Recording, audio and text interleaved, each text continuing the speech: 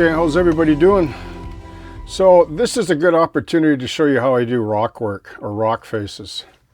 And for those of you that are new or just coming to the channel, like I don't just do one-off videos. It's a chronology for 4 years now. So if you go to the homepage, they're all free, the videos. So I cover every single procedure over and over again with different subjects and so on.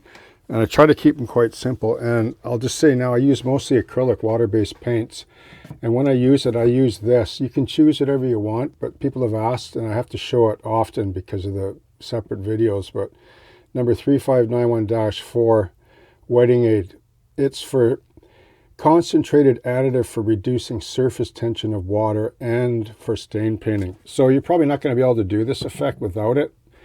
So you can try dish soap, but I don't know. I like this better. So, and I'm not sponsored by them, so I don't really care. I just like to use the products that I feel are professional quality and they give me the best results.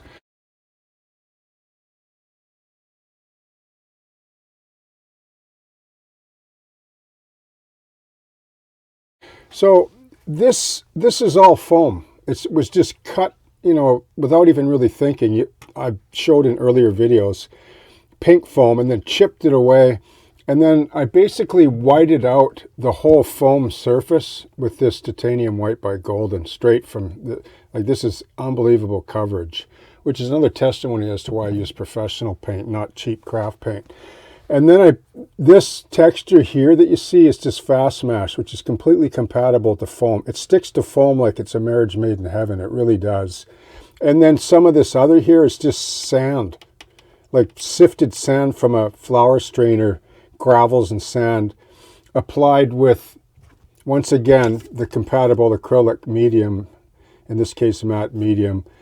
It all works together beautifully, which is why I use it. Like here's an example of just rock.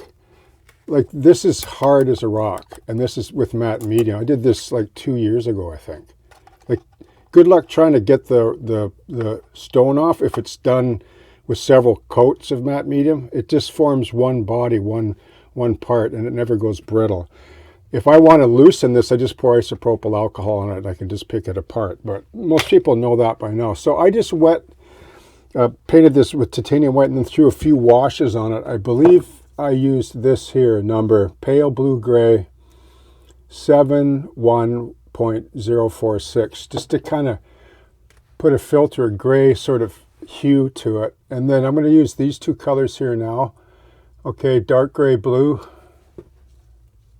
which is 71.054, and then armor brown, 71.041. So I pre-wet it first, and then I'll just show you, like, what I want to do is, like, it's just like a pin wash. It's the same application that you would do on a model. It's no different. Scenery painting is really no different. You're just enhancing, you know, the textures. Okay. So I'll just show you a little bit more here just to give you an idea. So I can grab a little bit of brown too if I want to. And if there's too much paint or I'm not confident with what's happening, just take your little spritzer bottle with your water, with your flow agent, and then just give it a little squirt and watch it run down. It'll probably look better than what you could do with a brush. So that's sort of what I do. And the white, like I don't really have to apply a highlight to the rock work here because the white is always showing through because I never opaqued it out. Like that's, you know, the method to my madness here. And furthermore, if you learn to use foam, just chip it. Like you don't have to be a sculptor to do rock formations. You just cut, slice, and then start chipping it away and watch it happen before your very eyes. It's really not that hard to do. And then when you're happy with it, seal it up with that titanium white that I showed. I'll show it to you one more time. I love this paint. It's good quality, but it's for pros. And The titanium white is like the white canvas before you paint it, and it seals it up. And it looks, I think it looks better than rock molds this here. And you want to know why? Because, well, for one, it's way lighter, and I can sculpt it. I can chip it and sculpt it at will. And it looks like, you know, geological formations, not like patchworks. Like, I notice that, like, when I look at I get why people use molds and plaster, and there's nothing wrong with it. You know, it's a tried and true method that can look awesome, especially if you make your own molds from existing rocks. That's what I used to do many decades ago, but I don't do it anymore because I can do it with foam.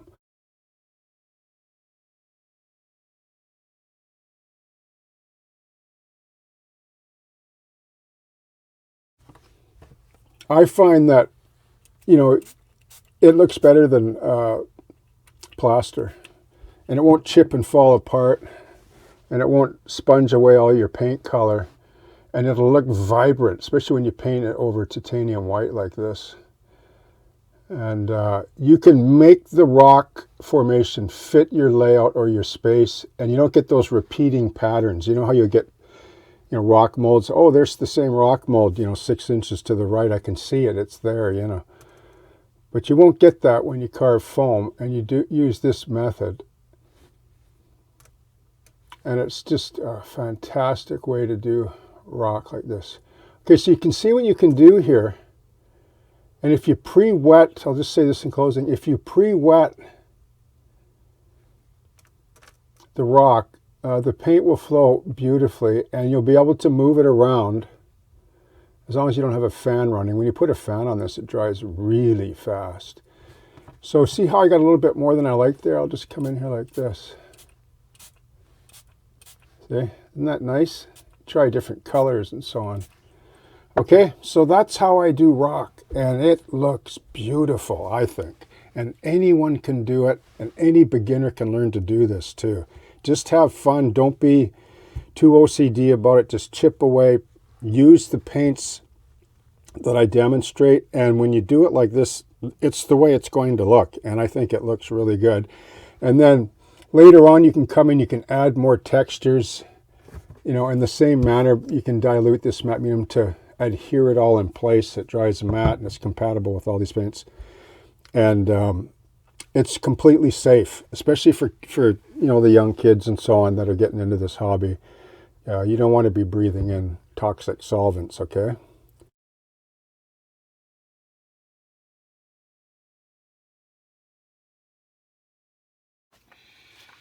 Okay, how's everybody doing? So here's a nice color shot for you.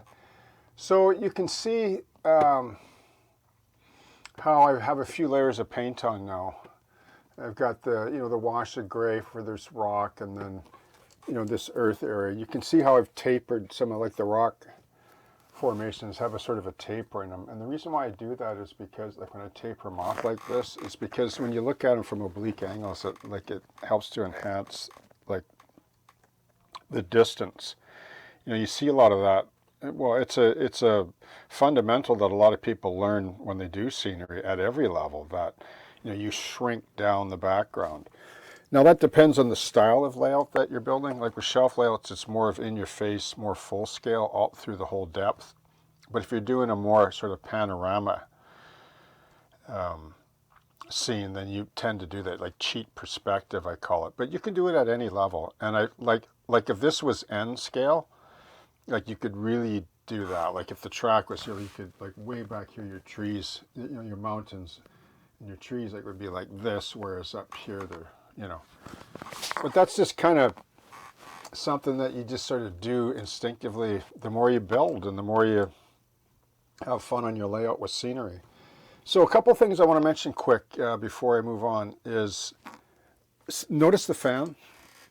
So somebody asked about, well, you know, when you do layers like that, I'm too impatient, I want to wait for them to dry. If you put a fan on, like over the landscape, it's dry in 10 minutes. So it's ready for another coat, another layer, another wash. That's the advantage of, another advantage of acrylic paint. So yeah, so I have to build trees for this. There's so much work to be done here, and I just feel the best way to show it is sort of in a chronological format every now and again, every weekend anyway, like this probably, until I get this whole section 3 done. This is the same way I approach section 1 and 2, like I did section 1, chapter 1, section 2, and that. So behind me, they're done, pretty much. I mean, I could go back at a later date and do more details, obviously. There's no end to details. But now, like I feel like I'm starting again, like all over again, but I have 2 sections completed behind me, right? And now I'm thinking about down there, right? Section 4, but I'll talk about that more in the future. I'm not quite sure how I'll do that. I'll just say this in closing though. I may do sections, like build like a section of a feature on this railroad, like for example, the yard, let's say, like, or the west side of Trap Yard. And then I can pull that out, pop it out by using a French cleat on the end of the benchwork, and then drop in a bridge scene or something like that, like separate dioramas that are this wide or even narrower that run a ways down before I make another turn down there, if and when I do. Okay?